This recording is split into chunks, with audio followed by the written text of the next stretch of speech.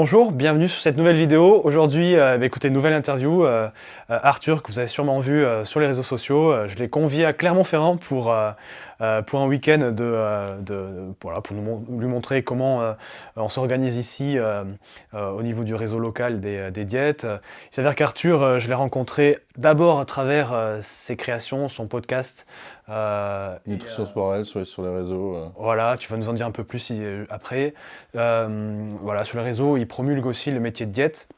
Moi, je suis vraiment spécifique au libéral, aux futures diètes qui veulent se mettre en libéral. J'essaie d'apporter un max de contenu, je le vis dans ma chair. Mais voilà, Arthur, il est sur beaucoup d'interventions, il est très actif et proactif pour le métier, mais il habite très très loin, donc c'est peut-être une autre vision. J'aimerais qu'on développe un peu plus son parcours, qui est aussi différent, atypique d'un Français. Déjà, merci de me convier dans ton lieu de consultation près de Clermont-Ferrand, c'est ça? Avec plaisir, exactement. On est à Voilà, côté, ouais. plaisir du coup partager. C'est vrai que la route fut laborieuse jusque Clermont-Ferrand depuis Lille, mais Ah, tout le monde le dit c'est ça. un plaisir en tout cas d'être là avec toi pour voilà, aborder un peu mon parcours, ma vision des choses, peut-être sur l'aspect libéral, vu que tu prônes Ouais, ah beaucoup bah le oui. libéral. Voir un petit peu. Alors c'est vrai que bon, on va commencer sur ton parcours. T'as fait un BTS ou pas? Donc moi, ce qui me différencie un petit peu dans mon parcours, c'est que voilà, j'ai fait un bachelier en diététique en Belgique. Donc c'est un bac plus 3 que j'ai réalisé en fait de 2014 à 2017 à la Haute École Condorcet à Tournai. Donc très très proche au final de la frontière française, d'où je viens, d'où j'habite d'ailleurs. Et ce qui est différent, c'est que en fait en Belgique, on a d'un côté les autres écoles et de l'autre côté en fait les universités. Et donc les autres écoles, c'est plus des enseignements supérieurs pour des métiers dits professionnalisants, dont le métier de diététicien et d'autres métiers. Et après il y a les universités où là c'est que des cursus en 5 ans, donc qui amènent à des masters, par exemple pharmacie, médecin, etc. Kiné aussi en universitaire. Et donc moi j'ai d'abord commencé, on va dire, je sais pas si je peux dire ma carrière, mais j'ai commencé mon cursus en tout cas par ce bachelier. Et donc j'ai eu une prof en fait qui était médecin et qui donnait les cours de physiologie, physiopathologie. Et avec qui j'ai beaucoup accroché, j'aimais beaucoup son cours. Et en fait elle m'a donné envie d'aller plus loin dans la science de la nutrition, parce que la nutrition c'est une science, et moi c'est pour ça que je pousse vraiment à la formation continue et à avoir en fait un travail personnel de consulter la littérature sur les domaines qui nous intéressent. Donc je peux me définir en fait comme un nerd. C'est-à-dire que j'aime bien savoir en fait qui fait quoi, genre quel professeur travaille sur quelle thématique. Je sais pas pourquoi ça m'éclate de savoir que tel professeur de King's College London travaille sur les fibres. Par exemple, le professeur Frost à Imperial College London, pardon, qui travaille sur les fibres. Il y a le professeur Cani et le professeur Dezen qui travaillent sur le microbiote à Bruxelles. Il y a le professeur Karine Clément sur Paris. Il y a tous les gens qui font la cohorte Nutrinet Santé sur Paris.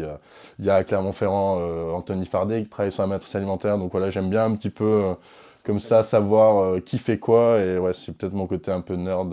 Ouais, ouais, c'est cool. Ouais, ouais. C'est vrai que il y a toujours une passion, mais dans notre milieu, il y a une forme de passion. Euh, pour le coup, la mienne, c'est ce côté peut-être, je pense que c'est un peu masculin, hein, ce côté un peu mécanique du corps humain et utiliser des outils que l'on considère efficaces avec plus d'aura et une vision plus globale qui est donc l'alimentation et les mesures régionodiététiques au sens large. Donc, Mais c'est pour ça que je te dis en fait que je me considère comme un nerd, parce que même en discutant avec des chercheurs, des professeurs, etc., ils n'étaient pas forcément au courant de qui travaillait sur quoi en fait. Ils étaient très restreints sur leur thématique de recherche. Et quand je leur disais, il y a un tel qui travaille sur telle maladie ou telle particularité de la nutrition, ils étaient en mode, ah, non, je connais pas. Ouais. Et puis ils n'ont pas vocation, en principe, à être portés grand public, ils font de la recherche. Mais C'est très spécifique. Voilà. Et puis la vulgarisation, en tout cas la connexion, le transfert, le tunnel, il se fait en principe par les professionnels de santé, qui viennent, donc ils s'enrichissent et ensuite ils l'appliquent sur les patients, ou en vulgarisant sur les réseaux sociaux par exemple. Ouais. Mais donc du coup, où je voulais en venir, c'est que grâce notamment donc, à cette prof qui m'a donné un peu le goût au final de la physiologie, de la physiopathologie, des mécanismes du corps humain, en fait j'ai continué par un master en sciences biomédicales, affinité nutrition humaine à Bruxelles, à l'UCL Louvain. Et donc je l'ai fait en 3 ans parce que justement, à cause de cette différence entre les autres écoles et les universités, j'ai dû faire en fait une année de transition qui reprend grosso modo les plus gros cours de la 2e et 3e année du bachelier de sciences biomédicales. Donc voilà, je l'ai fini en 2020 ce master, donc j'ai été diplômé. Ensuite, à ce moment-là, j'étais vraiment dans une perspective en fait de devenir chercheur par tous les moyens. Du coup, malgré que j'étais très intéressé par la nutrition, j'étais encore plus intéressé par les mécanismes physiopathologiques. Et donc, du coup, ça m'apportait peu en fait d'être chercheur dans ce domaine-là. D'accord. Et donc, j'avais commencé une thèse sur l'hépatocarcinome. Donc, c'est le cancer en fait du foie, un des cancers du foie. Et donc, on devait tester un analogue d'une hormone, la somatostatine, pour les connaisseurs. C'était un pan-analogue d'ailleurs, c'est-à-dire qu'il reprenait plusieurs récepteurs à la somatostatine. Mais au final, en fait, on n'avait pas la molécule et donc très vite le projet s'est arrêté. Du jour au lendemain, j'ai dû arrêter le projet et me réorienter. Donc j'ai persévéré, j'ai fait un deuxième master, un master 2 sur Paris, à la Sorbonne, en biologie intégrative et physiologie. Accroche-toi, parcours physiologie, physiopathologie humaine, que j'ai fini en 2022. Voilà, donc ça c'est mon cursus académique. Et puis voilà, comme je te l'ai dit, moi je promeux vraiment à côté le métier de diététicien, malgré le fait que j'étais encore dans toutes ces études, dans ces masters. Depuis 2020, en fait, j'ai relancé du coup mon podcast sur la nutrition. Et même du coup, à ce moment-là, et c'est pour ça que d'ailleurs dans le nom, il y a aussi santé. C'est parce que je voulais vraiment toucher au domaine de la santé et qu'il y a eu beaucoup de désinformation pendant le Covid. Et donc c'est ce qui m'avait poussé avec un confrère avec qui du coup j'avais créé une page Facebook pendant mon travail de fin d'études sur justement la nutrition du sport et sur les troubles du comportement alimentaire à ce moment-là. Et donc on a décidé de faire ce podcast au moment du Covid pour cette désinformation. Et donc le premier épisode c'était justement sur le SARS-CoV-2 et la Covid-19. On avait interviewé un professeur de l'UCL Louvain qui est virologue et du coup c'était mon premier podcast en 2020 et j'ai jamais arrêté.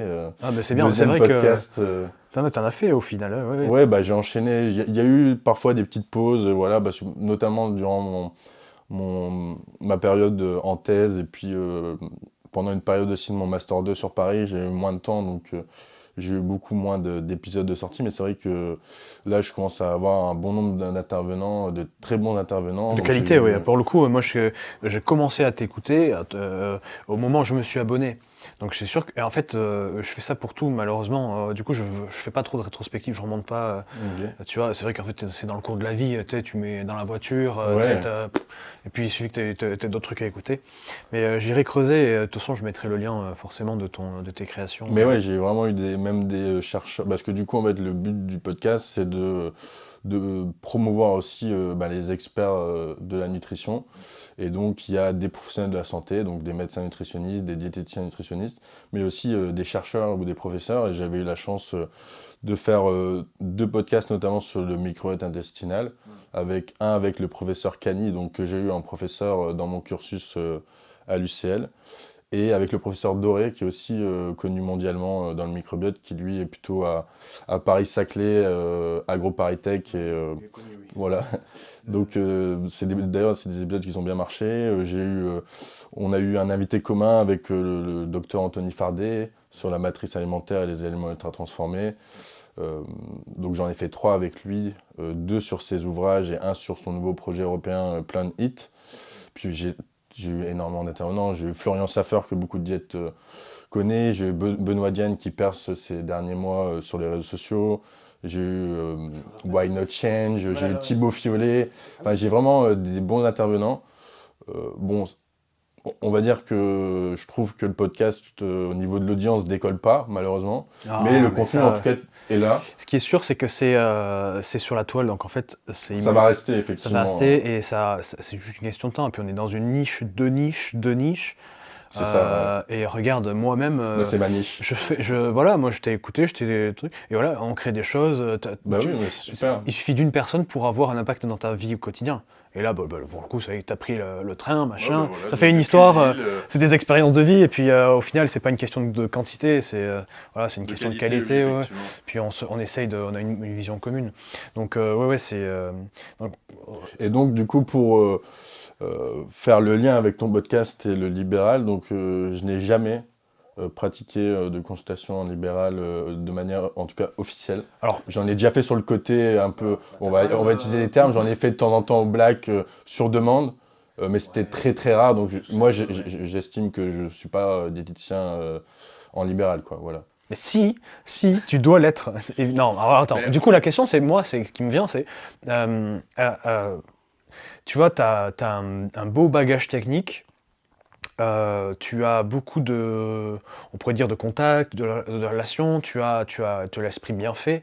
C'est ça que j'aime bien, est-ce que tu penses que... beaucoup réseauter en fait, c'est quelque chose que j'adore faire. Donc tu aimes l'humain, tu aimes les gens, ouais, donc c'est déjà un très bon point. C'est, je pense, une des valeurs primordiales pour être professionnel de la santé. Oui, alors attends, parce qu'en fait, apprendre ou échanger sur des sujets spécifiques, c'est pas la même chose que enseigner, comme ce n'est pas la même chose que prendre en charge des gens dans un cabinet de consultation et pratiquer la santé. C'est vraiment des compétences différentes. Il faudrait presque que ce soit des écoles différentes. Malheureusement, en fait, on t'apprend le technique. Et démerde-toi. Voilà. C'est ça. Voilà. Donc, il n'y a pas de forme d'internat, tu vois, comme en médecine. Pour toi, quel est...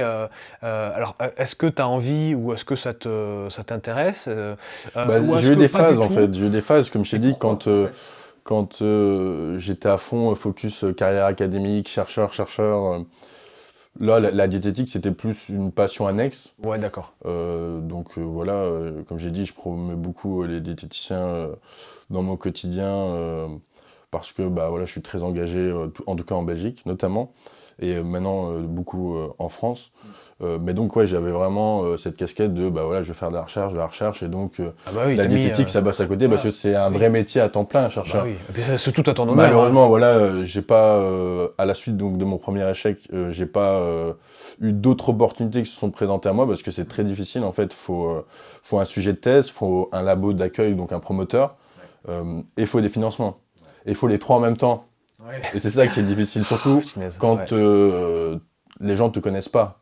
Dans le sens où souvent, en fait, dans le parcours classique et idéal, c'est tu fais une thèse dans ton labo d'accueil de mémoire. Ouais, oui. Ce qui n'a pas été le cas pour moi, parce que dans mon premier labo donc sur Bruxelles, où j'étais à l'EDIN, donc c'est le pôle d'endocrinologie, nutrition et métabolisme, où j'ai travaillé sur les îlots de Languéran. Donc c'est plutôt un aspect endocrinologie. Oui, c'était super, mais en fait, je sentais bien que ça n'aurait pas été avec le promoteur. Parce qu'en fait, il faut savoir, en Belgique, une thèse, c'est 4 ans. En France, c'est 3 ans. Donc 4 ans, c'est énorme. Et la plupart de ces thésards ou doctorants ne finissaient pas leur thèse en 4 ans. C'est-à-dire qu'ils débordaient à 5 ans, 5 ans et demi, 6 ans. Et donc, en fait, je me disais, mais je vais jamais tenir ce rythme-là avec ce promoteur-là pendant autant d'années, et je vais m'épuiser et je vais finir en dépression, burn-out. Donc ça servait à rien, donc j'ai même pas demandé en fait. Ouais, d'accord. Si j'avais demandé, j'aurais pu en fait. Je pense que t'es pas le seul, c'est pas une voix qu'on entend souvent, mais je pense qu'elle est réelle, que ce soit en Belgique ou en France. De toute façon, continuer ses études, c'est faisable, c'est sûr. Déjà, il faudrait pouvoir. C'est faisable, mais il faut pouvoir. Donc financièrement, qu'il y ait des places. Et ensuite, qu'est-ce qu'on fait, quoi ? Souvent, voilà. Parce que c'est, comme je viens de dire tout à l'heure, moi j'aime beaucoup apprendre. J'ai une passion pour ça aussi. Mais après, derrière ça, il faut manger, quoi. C'est ça le truc. Oui, bah c'est ça. Après, quand t'as la bourse, effectivement, t'as un salaire correct pour pouvoir vivre. Et après, si t'es vraiment dans le focus académique, bah après tes doctorats, t'as des post-doctorats et après t'essayes d'avoir une place fixe. Oui. Ça, c'est un autre débat parce que voilà, je trouve que le métier de chercheur est très précarisé en France, notamment. Mais ça, c'est mon avis, ça n'engage que moi. Oh, ça l'aide beaucoup, hein. Enfin, en tout cas, c'est ce que je pense vraiment, et je trouve ça même dramatique. Si on veut continuer à briller dans la recherche au niveau international, il faudrait que les chercheurs soient plus valorisés. Mais là, c'est une autre thématique du podcast. Ils sont plus valorisés, mais dans le privé, en fait. Oui, c'est ça, c'est ça le problème. Il y a beaucoup de fuites des cerveaux dans le privé et même à l'international, des gens qui partent justement en Suisse, en Belgique, au Luxembourg, ou même en Amérique ou en Australie pour être mieux payés parce que on touche pas grand-chose. Ça permet de vivre correctement, mais par rapport à tout l'investissement que ça demande, je pense que c'est pas assez valorisé, même au niveau de la reconnaissance. Hein. Déjà, on n'a pas de reconnaissance du grand public parce que ils savent pas ce qu'on fait. Mais le plus frustrant, c'est qu'il n'y a pas de reconnaissance de la hiérarchie, parce que eux aussi, un peu comme par exemple les grands professeurs de médecine, chefs de service, ils savent ce qu'ils ont enduré pendant leur assistanat, leur internat. Oui. Et donc ils savent que le parcours est dur, et donc ils se disent, moi je l'ai fait, eux doivent le faire pour ses formateurs. C'est normal d'être dans ce niveau de difficulté. Galérer, si c'est plus simple, c'est que tu ne mérites pas ton niveau, alors que c'est totalement faux. Et je pense, moi c'est mon idée, mais je suis sûr que tôt ou tard, ça s'écroulera. On le voit avec l'apprentissage déjà sur les réseaux, sur les intelligences artificielles qui vont arriver. La capacité à trouver, à chercher, à produire de la connaissance va être disruptée. Donc la difficulté va diminuer. Ça sera plus accessible. Et donc la valeur se retrouvera dans la capacité à créer des idées, à savoir quoi rechercher, vers comment utiliser les informations que tu vas avoir en volume, et la capacité à aller plus vite. Qui sera capable d'aller plus vite Déjà, clairement, hein, boucler un sujet de recherche en 3-4 ans, c'est déjà très restreint. C'est déjà très restreint, donc... On verra à l'avenir. Oui, bien sûr. Et donc ça, c'était quand j'étais focus vraiment carrière académique. Mais donc, voilà, le deuil est fait. Sauf alignement des étoiles, je ne ferai pas dans la recherche académique. Et donc, c'est à partir de là que je me suis dit, pourquoi pas... Enfin, j'ai une formation de diète, ça me plaît. Pourquoi pas exercer? Et puis, ça va peut-être, du coup, en rassurer plus d'un et plus d'une.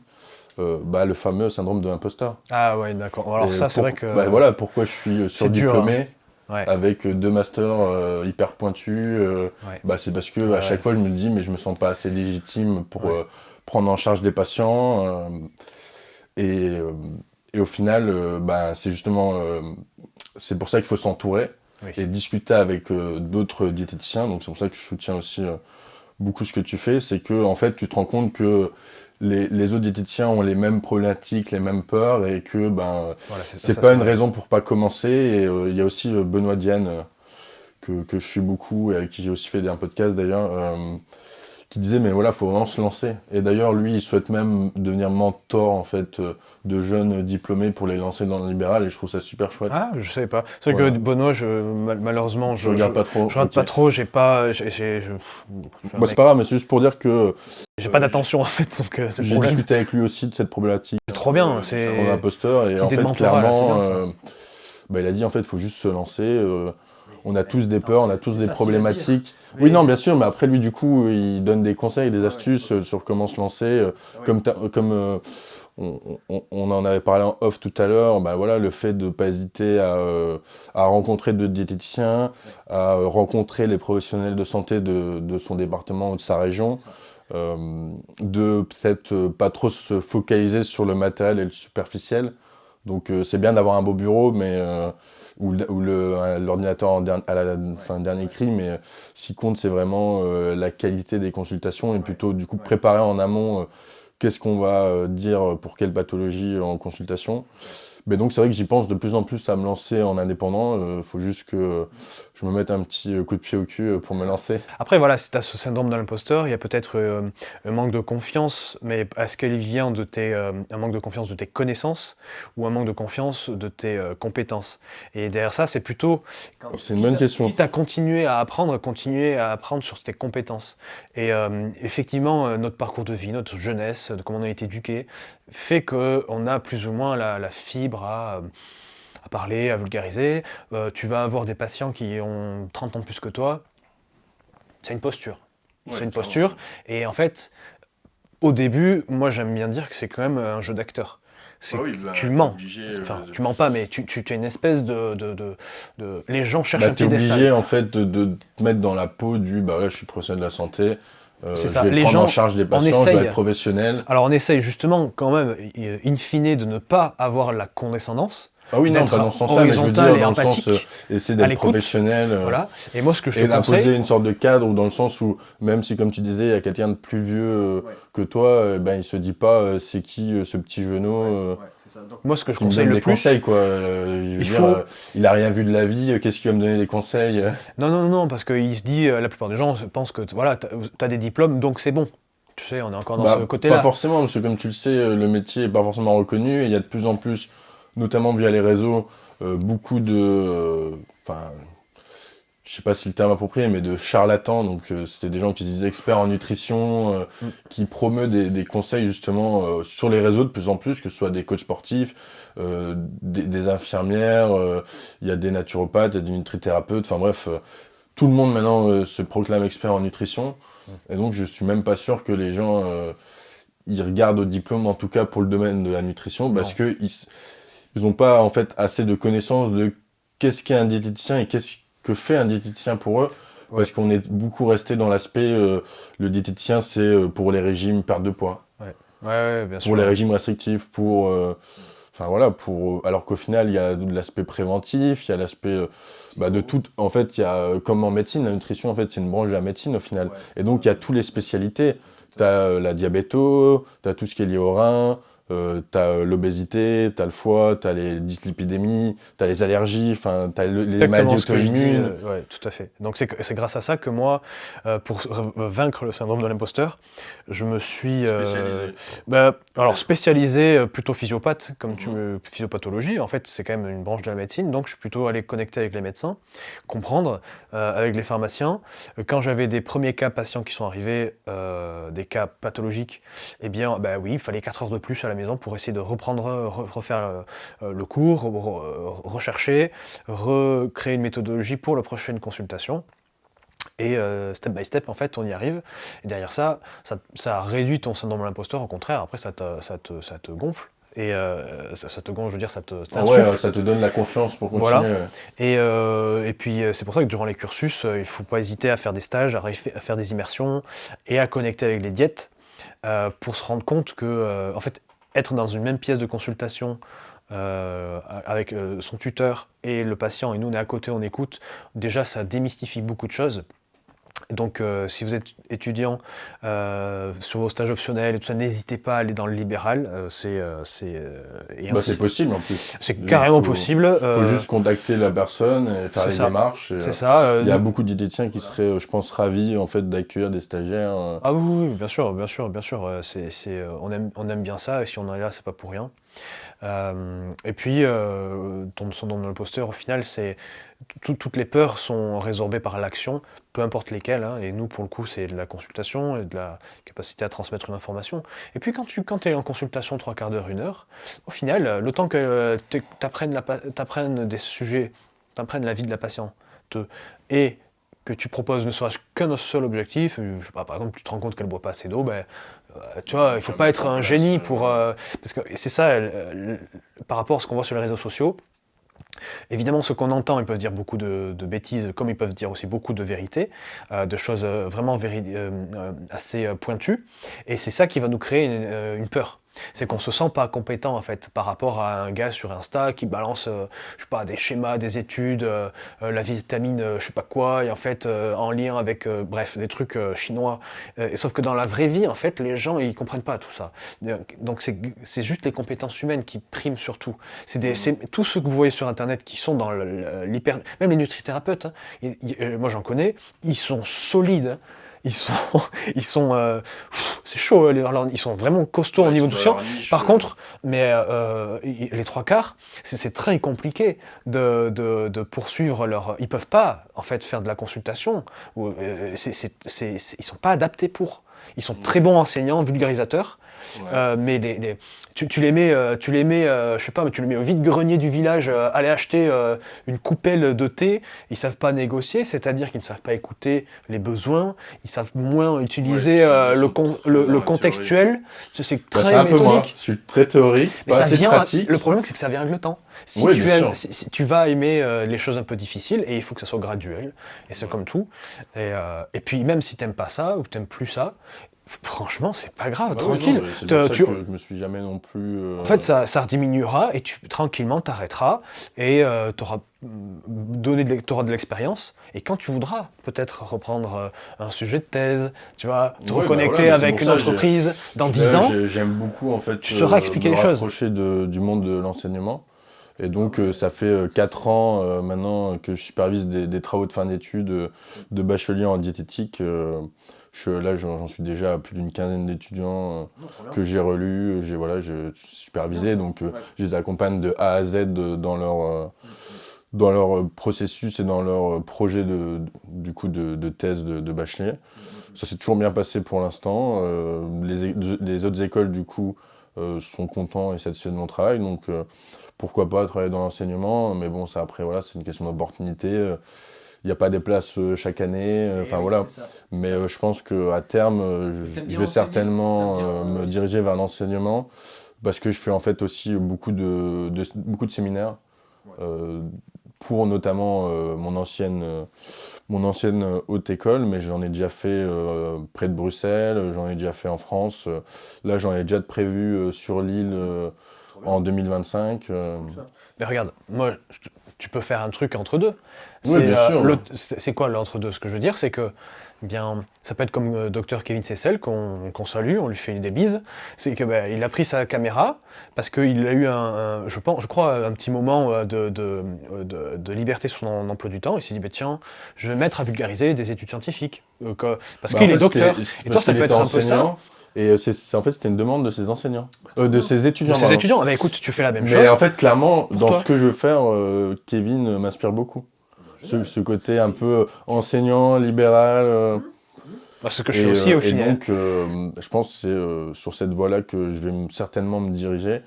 Après, j'ai énormément de projets dans ma vie annexes. Je suis fan d'échecs, donc j'ai ouvert depuis 2 mois et demi avec 2 autres personnes de mon club d'échecs, le deuxième bar de France sur les échecs. Donc, le deuxième bar de France sur la thématique des échecs. D'accord. Le premier, il est à Paris, à Saint-Germain-des-Prés. Le Blitz Society pour les connaisseurs. Et puis je suis très investi pour mon club d'échecs. Je fais énormément de trucs entre mon podcast. Comme j'ai dit, je suis très impliqué pour les diététiciens de manière générale. Donc je fais beaucoup de représentations. J'ai une vie bien remplie en fait. Mais c'est vrai que je pense que je vais me diriger un peu sur le modèle de Kevin. On peut avoir une vie bien remplie, mais pas convertir ça en chiffre d'affaires et oui, bien sûr, clairement là moi je suis fauché donc. Non, tu n'es pas fauché. Je ne serais pas venu clairement, crois-moi, t'inquiète. Mais non, ce que je veux dire c'est que oui, c'est pas la panacée, mais pour beaucoup. Mais tu vois. Mais de toute façon, moi, ce qui me satisfait et me rend heureux, c'est vraiment justement tous ces projets que je mène à bien et qui se construisent au fur et à mesure. Et je sais et je sens que je suis dans la bonne direction et que même si pour l'instant, effectivement, c'est pas la panacée, mais je pense qu'à terme, je vais m'en tirer. Quand on dit quand tu es passionné, ton travail est déjà à moitié payé. Parce que quand tu n'es pas payé financièrement, tant que tu aimes ce que tu fais, ça va. Tu peux te lever le matin clairement. et toujours avancer, tu vois. Il faut avoir des projets Mais il faut voir ça comme si tu étais un artisan, un électricien. bah, tu as beau avoir ton CAP, d'avoir de l'expérience dans ton apprentissage et tout, bah, quand tu te lances, bah, en fait, tu vas commencer par ta famille, tu vas commencer par tes amis, puis après les amis de tes amis, et après Mais ça, justement, je tes suis pas collègues. d'accord, tu vois. Parce que je trouve que c'est le plus difficile, Ah, c'est et plus je ne conseille difficile. pas J'ai pas dit que de c'était plus prendre en simple. charge des membres de sa famille. Enfin, en tout cas, moi, j'ai eu vraiment un frein par rapport à ça, parce que bah, le fait qu'en fait, il y a un lien de proximité, Oui, c'est vrai. qui fait qu'en fait, ils sont complètement réfractaires aux conseils qu'on peut leur donner. Et donc, moi, je conseillerais pas à un étudiant de commencer en libéral avec sa famille, quoi. Sauf que, en fait, là où les gens pensent... En tout cas, moi, ça a été un gros frein. Et j'ai été Il faut longtemps frustré par rapport à ça, du fait que je commençais à avoir une reconnaissance du monde de la diététique, et que ma famille me disait encore, mais enfin, on s'en fout, en fait. Non, alors Genre, ça, si c'est, j'ai t'en envie auras de manger toute comme ta vie. ça... Tu en auras toute ta vie, tout le Ah oui, monde ça, entier est ouais. comme ça, et c'est qu'une petite partie qui se prennent en main, ou des médecins qui nous renvoient des personnes qui ne sont pas connectées et qui se rendent compte que c'est intéressant. Mais quand tu veux, par exemple, que tu n'as jamais rien fait, et que tu veux te lancer, c'est quand même le Oui, plus facile, il faut d'abord mais pas avoir pour, sa sphère... pas pour le côté transfert d'argent. C'est en fait, tu dis, c'est ta posture et ta façon de parler, de dire, oh, tiens, regarde, imagine à ta tante qui est, trois quarts du temps te lâche une dinguerie, tu sais pas quoi répondre, en fait, mais tu peux lui amener ça t'exerce, en Oui, fait, dans ce dans la sens-là, force oui. d'apporter, bah, tiens, regarde, tu lui envoies une vidéo, tu lui envoies un truc, tiens, regarde ce que j'ai vu, ça, je suis sûr, ça, c'est pour toi. Tiens, Tati, bah, j'ai vu que tu avais un peu de cholestérol, tu sais que tu pourrais la prendre en charge dans une consultation et tout. Mais en fait, bon, voilà, ça se fait pas, c'est dur, Ouais. parce que, voilà. Et bien en fait, tu lui envoies une vidéo de, je sais pas qui là, Adriana Carambeu, sur un documentaire sur le cholestérol, tu vois, ou Michel Simès, et Pour les et iPaguer. clac. Et d'une certaine façon, tu dis, ah putain, c'est vrai qu'au final, autour de moi, j'ai pas beaucoup de sachants. Elle va te lâcher un WhatsApp, un message, et tac, et tu augmentes. Et là déjà, Parce que tu as du déjà coup, une moi, je recommandation, tu pense fais des pavés, plutôt, et ainsi de suite. Je pense plutôt qu'effectivement, ouais, c'est plus dans une optique de réseautage que faire impliquer sa famille, c'est bien. C'est-à-dire que dans son entourage proche, donc par exemple tes parents, si tu as des frères et sœurs, tes cousins, etc., de leur dire, bah voilà, je me lance en libéral, si vous avez des gens autour de vous qui sont intéressés, bah, vous pouvez leur donner une brochure ou ma carte de visite ou mon site internet ou mon WhatsApp. Ouais. Mais donc ça, c'est bien, toujours un esprit de réseautage. En fait, vraiment, en 2024, le réseautage, c'est super important que ce soit en physique, comme on a fait par exemple aujourd'hui avec la réunion de la FDN, avec les diètes du département Auvergne. Mais c'est vraiment La le région Auvergne. Pardon, région Auvergne. C'est vraiment de réseauter en fait. Et En c'est ça fait, qui développe. La plupart des gens pensent que réseauter, c'est négatif. Réseauter, ça veut dire C'est quoi? super important. Ça ne veut pas dire créer des liens de professionnels et donc synonyme de chiffre d'affaires. Non, il faut y aller. C'est un échange en fait. C'est un échange. Et en fait, il faut y aller pour se faire des amis quand tu les connais pas. Donc, comment tu te comportes quand tu t'intéresses à la personne, savoir qu'est-ce qu'elle fait, comment tu peux l'aider. Dès que tu as des choses qui lui viennent, qui te viennent, tu peux lui transmettre, lui poser des questions. Les gens adorent parler et vulgariser, expliquer des choses à d'autres qui savent moins. C'est quand même inné, je pense, chez l'être humain. C'est ce qui nous a fait développer, je pense. Donc, c'est par Bah ce là, biais-là. clairement, nous, c'était du réseautage. Je veux dire, on s'est intéressé l'un à l'autre à ce qu'on faisait sur les réseaux, on s'est contacté, on s'est rencontrés en personne à la FDN, ça a plutôt bien accroché avec Kevin Cessel, et puis au final, on s'est revus ce week-end pour enregistrer ce podcast. Voilà. Et ensuite, si tu veux commencer à consulter, gagner un peu de sous avec ça, c'est vrai que les amis ou l'entourage des amis, en tout cas les amis, si ils te disent, oh tiens, ça m'intéresserait, moi, machin, je sais pas, un peu de poids, on sait comment ça se passe. Le truc, c'est que si vous avez des personnes, des amis qui ne viennent pas à vous et que vous leur dites que vous lancez, que pour l'instant c'est un peu dur parce que je suis en lancement et tout ça, en fait, moi, comment je me comporte, c'est que quand, je sais pas, après c'est peut-être moi, hein, quand un copain se lance, moi j'y vais et je paye le prix, voire même un peu plus, tu vois. Que la plupart des gens, parce que c'est tes amis, ils vont te demander une réduc. Mais tu peux pas. Bah oui, non, Donc ils vont dire que t'es un salaud et tout. ça, tu sais. Donc ça, c'est affreux. Non, c'est pas grave. Et c'est pas que, des vrais amis, sinon. Ouais, c'est ça, ça fait écho parce que parfois j'étais frustré, notamment quand j'ai lancé. J'ai beaucoup de frustration depuis le début. Et quand j'ai lancé mon podcast, j'étais frustré parce que, en gros, des amis proches, en fait, genre, likaient jamais mes posts, likaient jamais mes vidéos. Et j'étais en mode, mais on est amis ou pas? Parce que, genre, même si tu regardes pas la vidéo, même si tu lis pas le post, tu me soutiens, ça prend même pas une demi-seconde à cliquer. Non, mais... Et en fait, je me suis expliqué avec d'ailleurs un de mes meilleurs amis à ce sujet. Il a dit, mais en fait, t'as raison. Et maintenant, du coup, parfois, comme ça, d'un coup, il m'envoie 10 likes, comme ça, c'est fait, tu vois. Et en vrai, c'est comme ça que je me suis rendu compte que potentiellement, en fait, des gens que je pensais, qu'ils étaient mes amis, en fait, ils l'étaient pas. Parce que quand t'as un ami qui lance un projet, tu le suis, tu fonces. Ah bah oui. Tu l'encourages, même si c'est que des likes, même Moi, si c'est que du partage. Moi-même, c'est pas des amis que je vois 2 fois par an. Après, c'est vraiment une...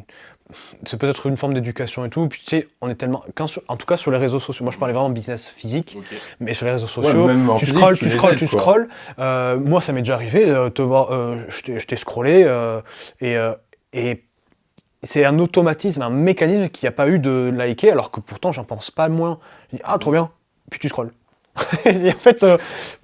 Tu sais, et même la lecture de la vidéo, il y en a plein que j'ai pas écouté de toi ou d'autres, de plein de gens que j'aime bien suivre. Non, mais dans le sens où en fait, et du coup, imagine, je la revois en vrai, elle me dit ah, attends, alors du coup, t'as pensé quoi? Ah, mais j'ai pas vu, c'est vrai. Et en fait, lui, il va dire super le pote quoi.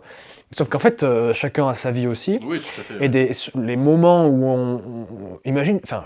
Je vais être vulgaire, mais t'es aux toilettes, voilà, tu scrolles, enfin, je sais pas, je pense que tout le monde comprend ce que je veux dire.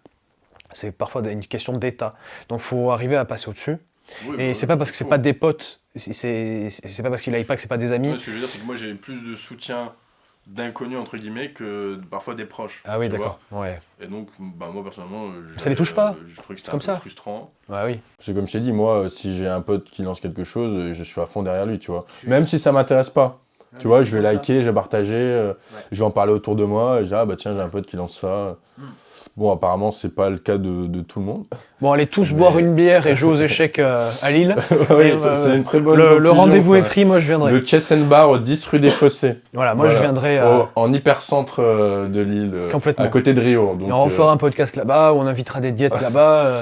Moi, voilà, je suis preneur s'il y a des diètes de Lille qui veulent à une autre rencontre pour discuter, faire du réseautage. C'est trop bien. Maxime s'est engagé à venir du coup à cette soirée. J'ai galéré à trouver des lieux. Hein. Et là, littéralement, ouais, c'est trop bien. Non, mais c'est super. Une petite, ça peut être même des petits sujets spécifiques, des petites représentations. Bon, bref, j'ai des idées, j'en ai plein, mais il faut agir.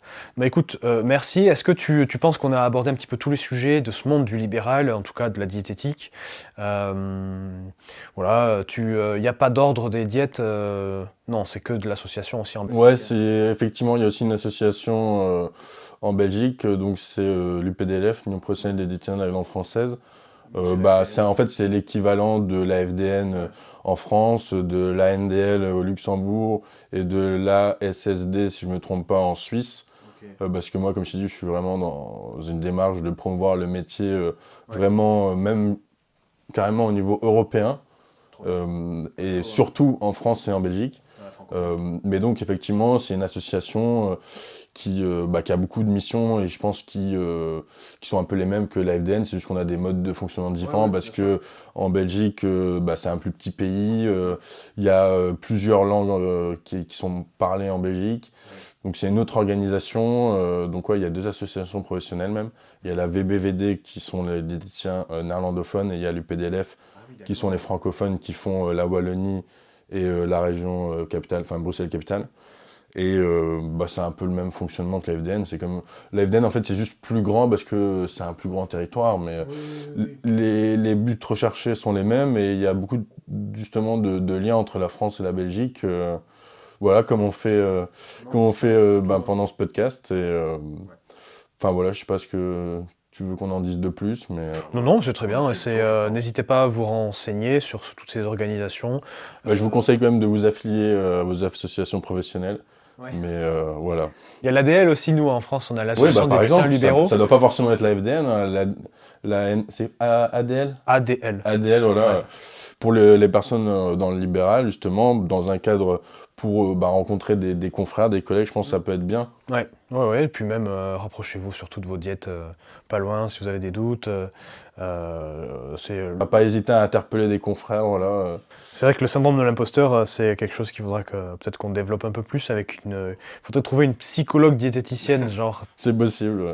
C'est vrai que c'est un sujet à creuser qui touche beaucoup de monde, dont moi, du coup, au final. Et je pense, du coup, que ça rassure quand même l'audience de savoir, parce que c'est vrai qu'il y a beaucoup d'étudiants qui l'ont également à la sortie des études. Et donc, je pense que c'est important de le dire, moi, même avec mes 2 masters en plus, etc., et le fait que je m'intéresse énormément à la recherche, je l'ai quand même, ce syndrome de l'imposteur, donc tout le monde peut l'avoir.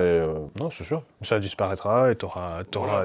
on a des complexes aussi. Il y a Ouais, tout, il y a tout. le monde Ouais. a des complexes, des peurs, Ce qui nous fait des des problématiques, on est des êtres humains. parfois Hein. des mauvaises situations de vie, enfin voilà. Ouais. Mais c'est comme ça, et il faut se relever, et comme j'ai dit, les projets c'est le plus important aussi. Oui, c'est ce qui nous fait, c'est le phare Avancer, dans la voilà, nuit. c'est ça qui nous fait aller dans la bonne direction. Exact. En tout cas, je te remercie beaucoup pour ton invitation Avec plaisir. et pour ce podcast. Et La porte est n'hésitez ouverte, pas, de toute façon, voilà. dès qu'on peut. N'hésitez pas à consulter aussi mon podcast. On a tourné Je mettrai un les liens. épisode avec Max juste avant, donc il y aura aussi un épisode sur ma chaîne. Donc n'hésitez pas. Voilà. Productif. Allez, Merci Arthur, à très bientôt, au bientôt. revoir. Salut, ciao.